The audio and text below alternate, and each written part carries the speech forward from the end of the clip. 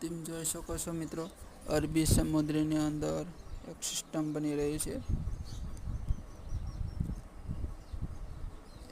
વાવાઝોડાની અંદર વાવાઝોડું બની જશે.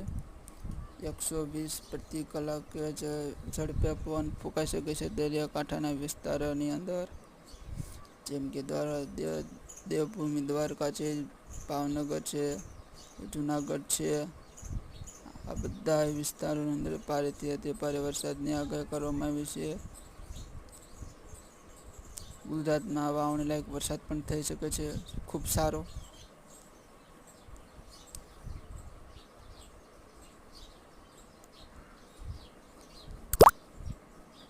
ખૂબ મોટી સિસ્ટમ બની રહી છે.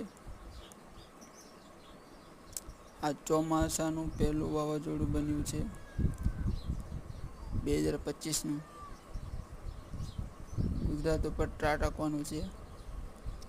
ખૂબ ઝડપીથી સાચવતી રાખજો. ઘર બહાર ના નીકળવું કામ વગરનું 1 મે જૂન સુધી.